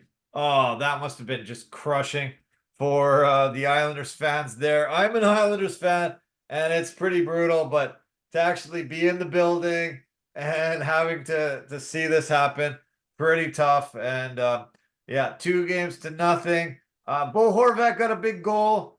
Anders Lee scored for them. Kyle Palmieri. Islanders seemed like they were on their way. They were gonna tie the series up, and Carolina said, "Sorry, this is it. We're taking this," and they did. And yeah, this could be a quick series too. This, I think it is, because I think the Islanders had a chance for it not to be one, but since they were derailed in this second game, I think this series is definitely not going to go their way. Jake Gensel was a huge acquisition off the Pittsburgh Penguins. Getting him late, that was an absolutely phenomenal move. Getting Evgeny Kuznetsov, you and I talked about him. He was in rehab for drug abuse and was basically just banished to the minors. He was going to be the highest paid minor league hockey player in the history of hockey. And Carolina said, no, we're going to take you off the scrap heap. Going to keep you on the straight and narrow. We're going to get you playing some great hockey. And he scored a huge goal in the first game. And it looks like he's contributing back to his top scoring days. And I think they're very happy that they took a chance on him. Yeah, well, you know what? I thought somebody would, because I think he's too good and he's too skilled not to take a chance. Yeah, the young man made a mistake. A lot of us do. But they're willing to try to see if he's still got something left to give. He clearly does. So Boston was number one overall in the Atlantic Division, and they tanked at the end of the season so they could fall down and play the Leafs. And it looked like a great plan after game one. Boston just dominated Toronto, beat them 5-1. There was lots of Toronto fans jumping off the bandwagon right away. Oh my God, here we go again. Boston has not lost to Toronto in a playoff series since 1959. So it goes back that far. They've been able to break the hearts of Leaf fans so many times over the years. This really started looking like, oh, here we go again. Toronto was able to bounce back big time tonight and get a 3-2 victory with Austin Matthews getting the game winner. And Max Domi scoring, John Tavares, captain, getting a goal as well. And evening this series as it heads back to Toronto. Maple Leaf Square was nuts tonight, will be even crazier as they play this next game coming up this week. Huge bounce back win for the Leafs after getting blasted 5-1 in game one. Maple Leafs fans are breathing a sigh of relief. They're like, ooh, that was close. Because that would have been horrible if they had gone down 2-0. Yeah. So now they got some breathing room, some leeway. So hopefully the Leafs can continue on this track. But I'm going to say this. I don't want to see it. I don't want to see it happen. I want to see the Bruins win. I want to really see it. Take it to them. Take it to the Leafs. And then just for the misery to continue for Leafs fans. I'm sorry. I'm not with you. I'm not with you on this. Yeah. Yeah, I feel you. I know a lot of people around here do not cheer for Leafs and will never cheer for Leafs and want to see them suffer and suffer some more. Yeah, I'm not one of them, but I know there is a heck of a lot of them out there. Their next game is Wednesday, 4 o'clock early start in Toronto. Do you remember when Vancouver was playing Boston and they changed the names of all the Boston pizzas to I think it was like Vancouver pizza or something, just for for that series. I wonder if they're going to try to do the same thing around Toronto. Yeah, Boston pizza won't be a popular place for a couple weeks as they're going through this crazy series. Yeah, I can see that. Yeah, because I could see the Toronto people being like, well, since we are the center of the universe, so now it is now called Toronto pizza. Toronto pizza is all around. Perfect. Yeah, I can see it for sure. Yeah. Yeah, so it's been great. I don't this is one thing I don't understand about the NHL though. The NHL starts their season a month before the NBA does, and they start their playoffs on the exact same day. That's not smart. That's not great. In the Oh, US, basketball is more popular than hockey is in yep. many markets, most markets, and they could start the playoffs about a month earlier and not have to go head to head up against basketball. I'm saying, hey, are you watching the Canucks game? And you're like, ha ha Yeah, ha, good one. yeah, And how many Americans and how many, basketball fans are saying that, you might have given the Canucks a shot if it wasn't opening weekend of basketball. And yeah. so, yeah, I don't understand it. And I hope they can change that one day because I think it's dumb, dumb, dumb, dumb. And no matter how many years go by, I don't think the NHL is going to surpass the popularity of basketball. No, because it hasn't done it as of yet. Yeah. So that means like if I'm just gonna go by history, it's never going to happen. Yeah. It's never gonna happen. Just figure it out and start it on a different weekend. Yeah. Start it earlier, start it later, but don't start at the same time because you're gonna lose that ratings war. You're gonna Yeah. lose it every single time. Yeah, it's tough. It's really, really not smart, and I don't get it. Here in Canada, sure, Yeah, hockey's always going to be number one, but the biggest market south of us, and yeah, you want to get the ratings, you want to get the eyeballs there. The revenues are going to go up, the salaries are going to go up, more money, more everything. It's common sense to me. Don't understand why the powers that be up at the top of the NHL don't get this and shifted away from exactly the same weekend you're having all your games start. Not a brilliant move, but I digress. And let's move on. In the world of golf, we had Scotty Scheffler winning again. This guy is unstoppable. He has 4 wins and a second place in his last 5 tournaments. Another $3.6 million in his pocket this weekend. Was had to actually come and play the last 3 holes this morning because stupidly they started at their regular time, ran into some tough weather, had to delay. By the time they tried to play, they had to call it because of darkness. He had to go there this morning, play 3 holes, finish it off. He won by 5 and closed it out. But his caddy, holy cow, another $360,000 in his pocket. This guy's gonna be one of the richest guys on the PGA tour, and he hasn't hit one shot. He's just loving life. And Scotty Scheffler is on such an absolutely incredible run this year and looks unstoppable. Absolutely unstoppable. because he is unstoppable. He's on a heater. I think Yeah. that's what I like to call it. He's on a heater, and Yes. he's really feeling himself as he should. And I just want to see like how many more can he win possibly in a row? How many more does he got in him? Yeah. Yeah. I don't know how it's going to get stopped. It ended up actually a 3-shot lead. He had a 5-shot lead, but ended up 3-shot lead. So Heath Thigala ended up finishing second place. Scheffler was 19 under. Thigala was 16 under. Thigala cast a check for $2.2 million. Wyndham Clark with a phenomenal Sunday. Ended up tied for third with Patrick Cantlay. They both cashed a check for $1.2 million. Justin Thomas was fifth, and he got 700,000. Top Canadian was Mackenzie Hughes, tied for 39th at 6 under. $87,000 for his weekend. Not too shabby, not too bad. And they have a week off this week, so no PGA tournament coming up this weekend.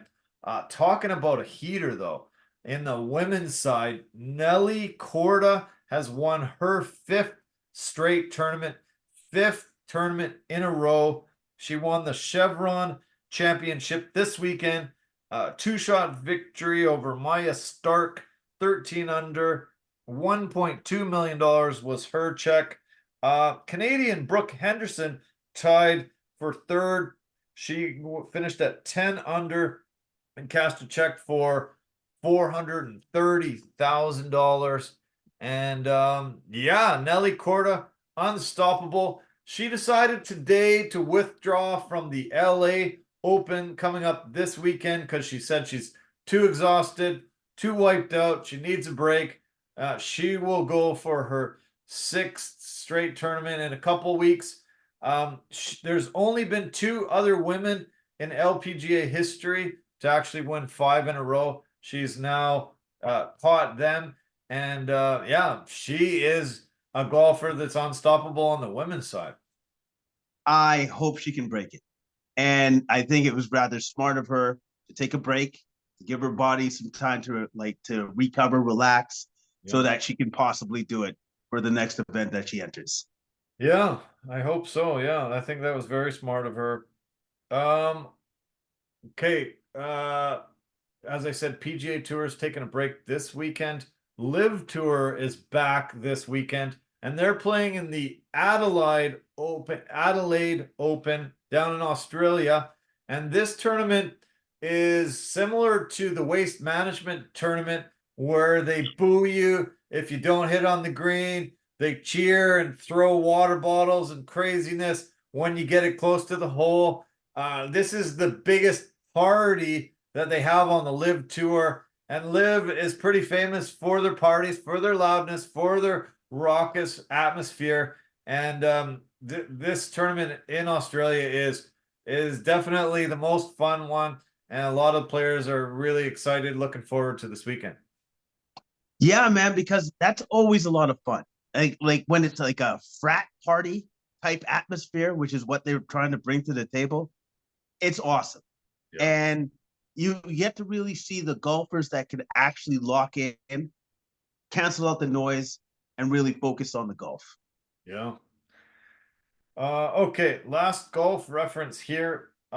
This young kid, Miles Russell, 15 years old, set a bunch of records this weekend.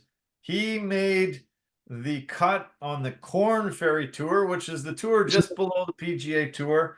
And the youngest guy to make the cut was able to shoot a 66 on Sunday, ended up finishing in a tie for 20th.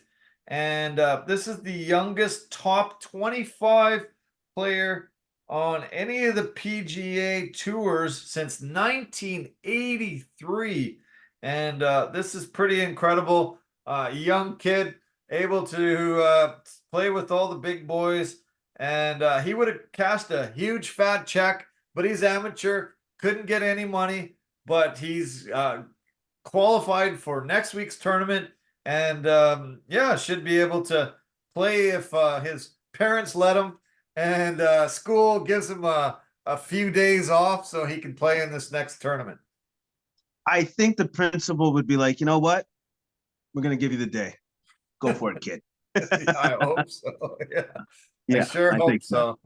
I think so. I think so. Yeah, yeah, good on him. A little 15-year-old kid. Love seeing the pictures of him, and he sure looked like one of the happiest kids he ever saw. F1 was this weekend down in China. Guess who won? Ooh, give me a sec. Red Bull guy, right? Was it Red Bull? Yeah, yeah. Max Verstappen again. Yep. Yeah, he beat Lando Norris by more than 13 seconds to take top place again. Um his teammate from Red Bull, Sergio Perez, finished in third on the podium, 19 seconds behind Max. Charles Leclerc fourth, Carlos Sainz fifth, George Russell sixth, Fernando Alonso seventh, and Oscar Piastri was in eighth. Yeah, dominating performance again. Verstappen won the sprint race, won the pole, and won the race again. And yeah, he's set another record, five straight poles to start the season. And no other driver had ever done that, amazingly enough. And he's won four of the five races that he's finished. So Yeah, another obviously dominating performance by him. So I wonder if the competitors are just like, why do we even bother? Like, he's just gonna win again. Like, are we really gonna do this? Like Yeah, again? It's just like yes, we want. pouring money out, and yeah, not winning. He's yeah, it's like okay, we're playing for second place here. Yeah, no, no. And it's like I'm so happy to be playing for second place. I'm so happy because first place, I'll never win. Can't do it Gone. anymore. It's No, gone. Yeah. Yeah, it's pretty nuts. Red no. Bull is so dominant. It just does not seem like they can be beat. Okay. MLS, just a couple of notes. Vancouver had a huge win over Seattle down in Seattle at the Cascadia Cup. Um, couple great goals by Ryan Gauld and Danny White. 2-0 victory there. Montreal had a 2-2 tie with Orlando City. Toronto won 1-0 over New England. And Inter Miami beat Nashville 3-1. Messi had 2 goals in this one. And yeah, setting more records. I think he's the first guy to get goals in his first 6 games in a season. And yeah, just totally dominant as always. Yeah, because he's Lionel Messi and he's not the fun. I just find it so funny that he's actually not where he used to be. And he just is still like, oh, you know what? I'm not where I used to be, guys, but I'm still better than everybody here. Yeah, Yeah. amazing, isn't it? On the eastern side in the MLS, Miami is leading 18 points. New York Red Bull is second, 16 points, and Cincinnati third, Columbus fourth, and Toronto sits in fifth place. Montreal's down in 10th right now. On the western side, LA is LA Galaxy first place, Vancouver sits in second place. Real Salt Lake and Colorado sit tied for third.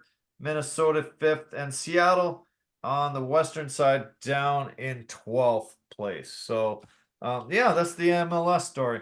The last thing that I want to cover on this podcast is a little look ahead to this weekend's UFC fight night.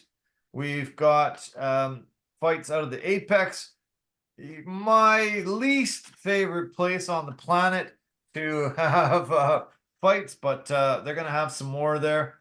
It's not a super stacked card.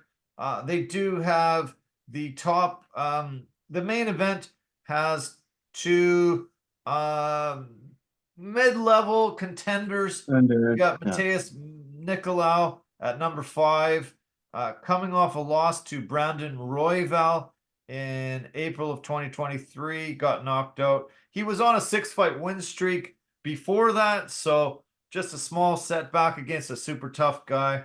Alex Perez, number 8, but coming off 3 losses in a row. I don't even know why he's still number 8. He has not had a victory since June of 2020, so we're talking almost 4 solid years. He definitely lost to some very tough opponents in Davison Figueiredo, Alex Pantoja, and Mokaev. But still, like number 8, not having a victory in almost 4 years, that seems kind of weird. It's very weird. It's almost like, oh, we forgot that he was in the top 10. That might be our mistake. But anyways, I'm looking forward to this fight because Perez has to now prove himself that he still belongs in the top 10. Yeah. And but I actually think that Mateus Nicolau is going to win this fight. I think he's going to bounce back from that loss to Royval. He's going to take out Perez. That's what I think is going to happen. Yeah, the betting favorite minus 175 for Nicolau, plus 145 for Perez there. Yeah, that's what Vegas thinks. Co-main event has a light heavyweight bout between number 11 ranked Ryan Superman Span against Bogdan Guskov from Uzbekistan. Span comes in. His kryptonite was Anthony Smith. He's lost to him last couple times, coming off loss there. And he also lost, he's lost two in a row, lost to a triangle choke to Nikita Krylov. His last win came against Dominic Reyes, November of 2022. That was his second straight win then. Bogdan has had two fights in the UFC. He's 1-1. His last fight was a knockout victory over Zach Puaga in February earlier this year. His loss was against Volkan Ozdemir back in September of 2023. The odds-on favorite right now have Ryan Spann at -205 and Bogdan at +170. Yeah, I would go with Ryan Spann on this, but I'm hoping for this particular fight that it doesn't go to the finish. I'm hoping that we see a spectacular knockout. Yeah, That's what I'm hoping for. that's me too. Yeah, exactly. Yeah. We've got a women's flyweight fight. Number 12, Ariana Lipski, and number 13, Karina Silva, both Brazilians there. Should be a pretty close fight there. Austin Lane, heavyweight bout. I don't know anything about his opponent from Brazil, and I don't even know how to say his name, so not even going to try. But Austin Lane, that former NFL player, still plying his trade in the UFC at the heavyweight. Should be another banger, and I think somebody's going to get KO'd there. Yeah, I'm hoping for that. Again, I'm hoping for that heavyweight finish in a heavyweight way, which is a super efficient, nice knockout. Yeah.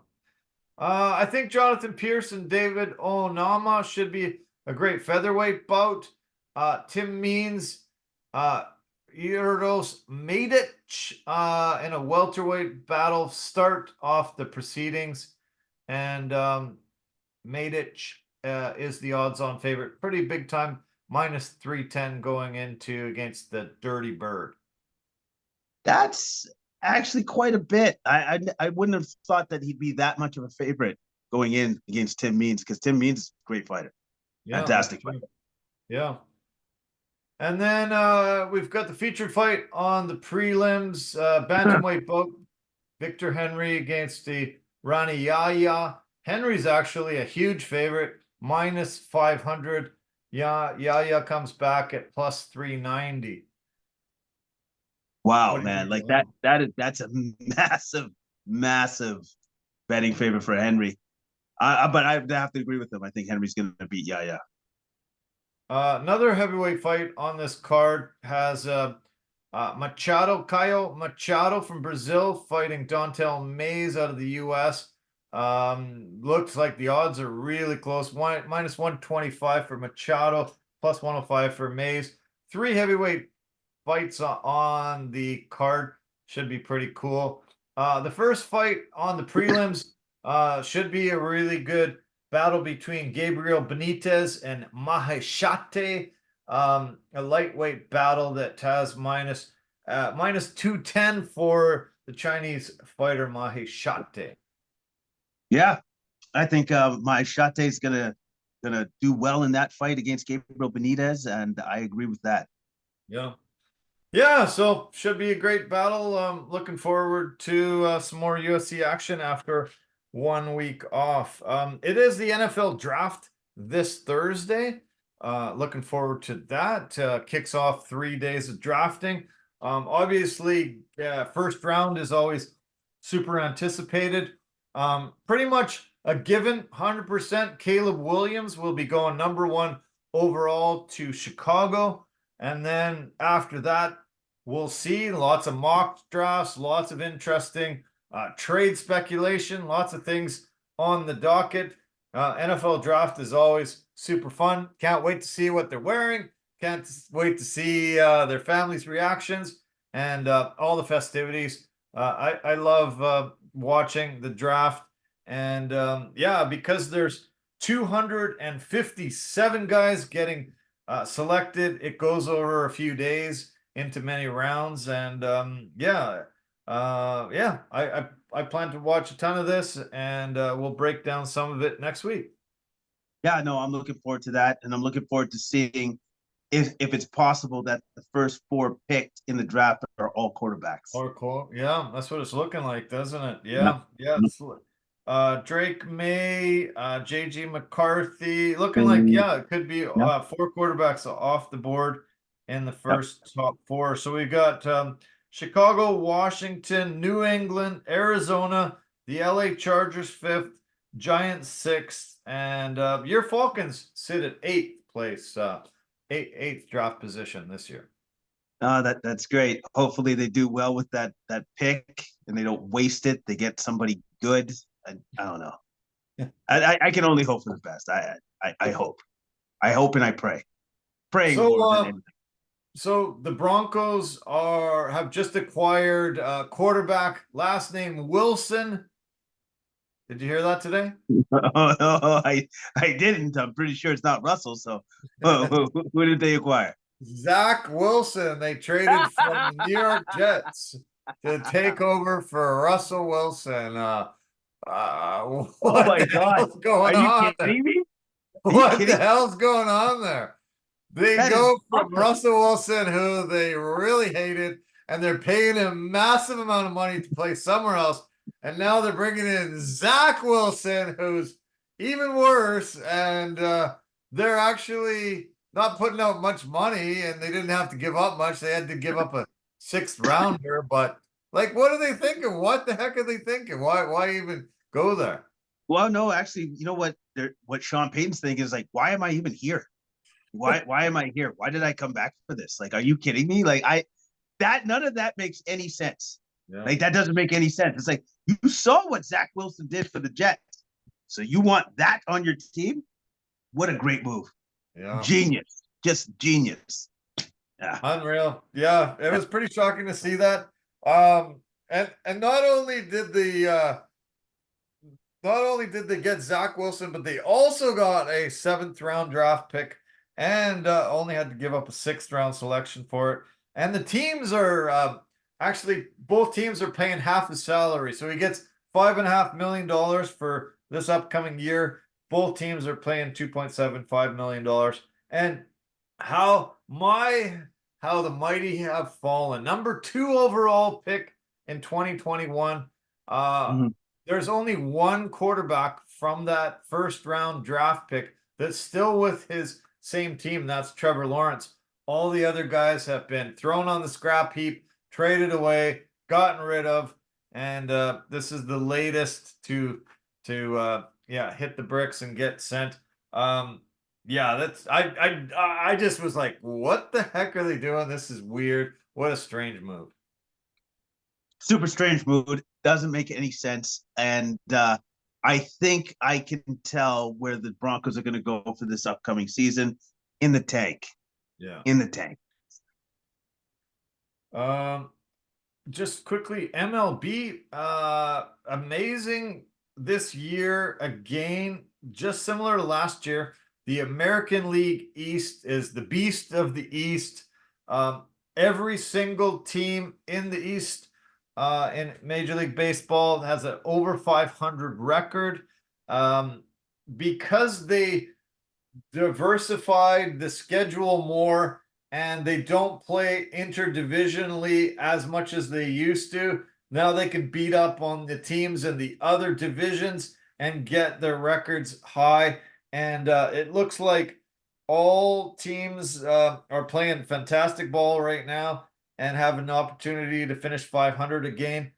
Tampa Bay Rays sit at the bottom of the division with a 12-11 record, and that's last in the East. It would actually be tied for first in the West if they were in the Western Division. So pretty bizarre. The Jays sit at 12-10 and are playing great ball right now. Had a little bit scuffle at the beginning, but are playing great. Baltimore sits first, 14-7. Yankees are second, 15-8.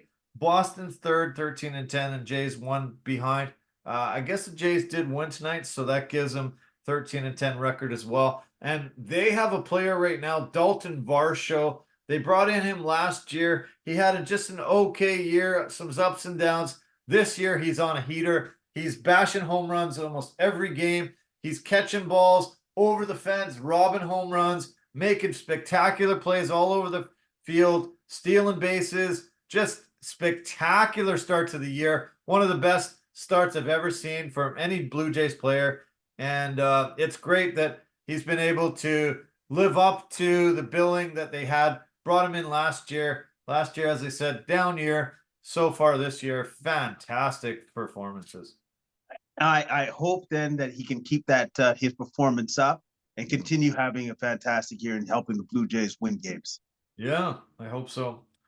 Scary incident happened today in batting practice. One of the Brewers pitchers was pitching. All of a sudden, the ball got hit and he got smoked in the neck. Took him down. He had to get rushed to the hospital. Very serious. Lots of medical personnel there. I think he lost consciousness for a while. And they said, yeah, very, very serious accident. And fingers crossed, everybody say your prayers. Jacob Junis is his name. And yeah, let's hope he can recover really quickly. It was a scary looking incident today. Yeah, hopefully he can recover as quickly as possible and he can continue on with his career. Yeah. Sure. Yeah, tough. Okay, man. Well, we covered it all. Great, fantastic weekend. And I'm sure looking forward to tomorrow again. We had such a blast on Sunday night. And yeah, back at it to tomorrow. I'll send you some videos. I'll send you a couple texts and let you know how great of a time we're having. And fingers crossed, Canucks can get another victory and start on a nice Stanley Cup march this year. No, fingers crossed. I hope that they gift you another win because you've earned it, you deserve it, and so does the rest of these crazy Canuck fans. And yeah, text me, Yeah. let me know how the game is for sure. Will do, man. Okay, enjoy the basketball, and yeah, we'll talk soon. We'll keep in touch. Good luck with this pilot and figuring out where you go from there. Yeah, all right, man. Thank you very much. Have a great evening. We'll talk to you later. Okay, buddy. Bye for now. All right. That was great. Another amazing, great time. And yeah, we covered it all, like I said. And I want to thank you guys for sticking in, listening, and watching. Appreciate it as always. Want to thank our partners and sponsors. Want to say thanks to anchor.fm, easiest place to make a podcast. Phenomenal at posting on multiple podcast platforms for us. Go there at anchor.fm and do what we do here. I want to thank Verbero, the hockey equipment and apparel company, industry leader in technology, performance, and value, and the V350 stick is a must-have for anyone in your midst. Pampas Possibilities, they are designers of West Coast things for your home. Spruce it up, make it look great. We really recommend them here. And Forever Living, the aloe vera company for health and beauty products. We love them. We need them. We want them. And you do too. Go to our website, get some discounts for some of the products there. Love you guys lots. Have a fantastic week ahead. Enjoy the sports, and we'll talk soon. Take care. Bye for now.